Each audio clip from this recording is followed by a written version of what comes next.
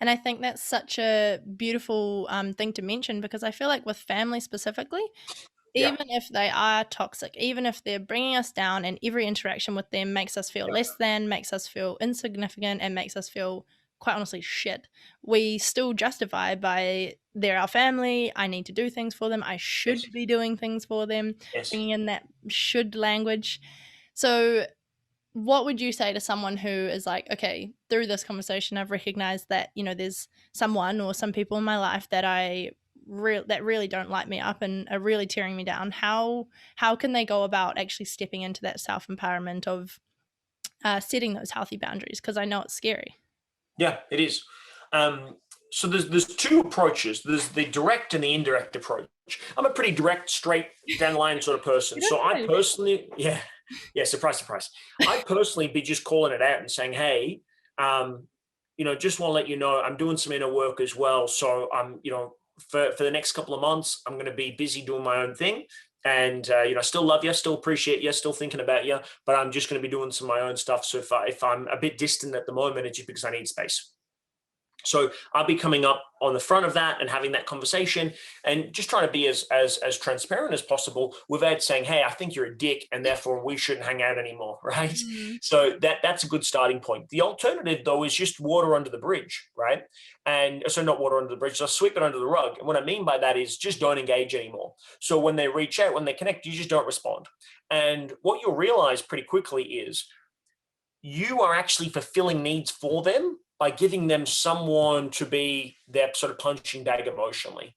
People come to you with bullshit because they know they'll be able to get a response from you and it sort of tickles them. It gives them their needs. So if you just don't engage, if they call to catch up, you don't respond. If you just fucking ghost them, right? And if you've never been ghosted before, I've not been ghosted, but I imagine if you go on Tinder, you'll get a pretty good experience of what that's like. So that's what they tell me. Um, so effectively, you just want to ghost, and they'll get the message pretty quickly. It's like, hey, I'm not avoiding you. I'm just doing my own stuff, right? It's like for my closest friends, might not speak to them for a couple of weeks. They live in different states or cities around Australia, but there's always an understanding. There's love and appreciation and support there. And when we connect, we're best of buddies again, right? So you got to have that mentality of going, hey, I'm busy doing my own stuff. And you know what? If you're so focused on what you're doing that it takes up your life and you're better and you're going and you're meeting new people, you're not even going to have time to connect up with them anyway. But what I would say is, if you find yourself in a difficult situation where you're coming into contact with people that are negative, that are bringing you down, you've got to be willing to have an honest, open, Mhm. transparent, blunt conversation, radical candor. And I remember having this conversation with my mum and also my dad for different reasons. My mum, hairdresser by trade, loves a gossip, loves to know what's going on in the family, and very much feeds off that as well, which, there's nothing wrong with it, but it's fucking exhausting. So, what used to happen was I used to get my hair cut from my mum. And when I would sit there, I was like, you're in the chair now, you got to speak to me, right, for the next 30, 40 minutes. And she want to know all the gossip and she'd want to, bitch and moan and complain or whatever was going on about my dad. And she's a very lovely, beautiful, positive person. But just in that moment, that's what she was getting that fix. I said to her, hey, look, I don't care if we sit here in silence. I'm no longer engaging in negative conversation. If you want to talk to me about goals or dreams or opportunities or anything amazing, I'm happy to have that conversation. But if you want to complain or if you want to gossip, speak to my sister about that. But I'm not your guy anymore. And that upset her. And then, we talked about it later on, and in a different environment, she said, hey, it's nothing personal. I don't have it in me to have that conversation. It drains me. So I'm not willing to have that conversation. If you want to have it, speak to somebody else. I'm here to support you, but I'm not here to indulge or enable. So anyway, she tried to have the conversation a couple of weeks later, just because she got back into that. But hey, we're not having this conversation.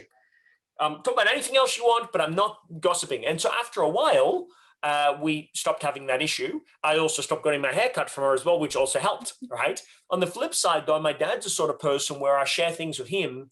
And if he believes in it because it's in his model of the world as, oh, that's something that I would do, he's a full supporter of it. But if you're outside of that spectrum, it's like, well, let me tell you all the reasons why it's not going to work. So Yeah. now I've learned to only go to my dad with things once I've already got them to the point where it's no return.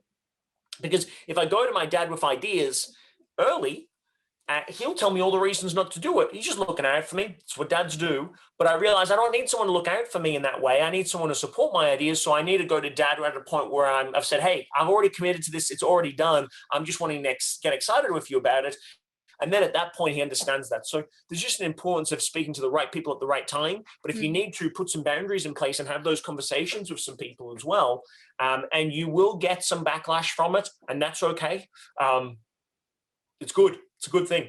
It's healthy. Yeah. If anything, be grateful for the backlash, because then it really shows who you actually really do want around in your life. Because if you start setting healthy boundaries and you're getting backlash and you're getting even more flare up and even more negative emotion thrown at you, and then look at it as a gratitude, like, okay, cool, I'm really grateful that you've actually shown these true emotions now and these true colors, because this is me on a personal growth journey actually setting some healthy boundaries. And if this is how you want to support my journey, then thank you for showing me now and not 2 years down the track. Yeah.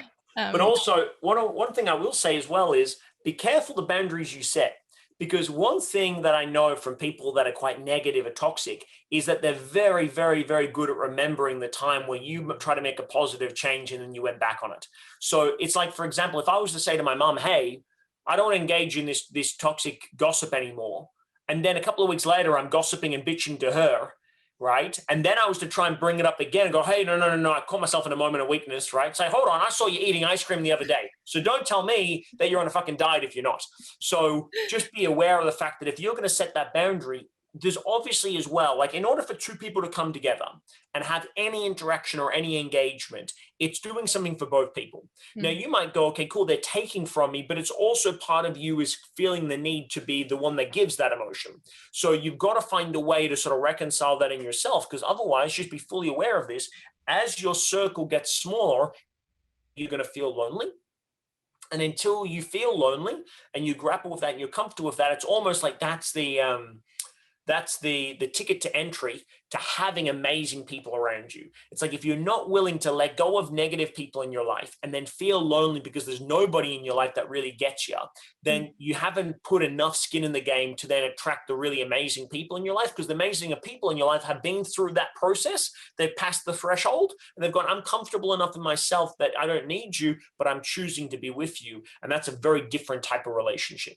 Oh, 100%. And I think that's such a common thing with, or even just looking back into like high school, you're surrounded by people for so long and you feel like you should be hanging out with them, and you have this responsibility and this obligation to be friends with them. And it's actually scary because, if you don't, then there's that lack, there's that loneliness. But like you say, it's actually taking that step, and without discomfort, we can't actually have that growth and have that change.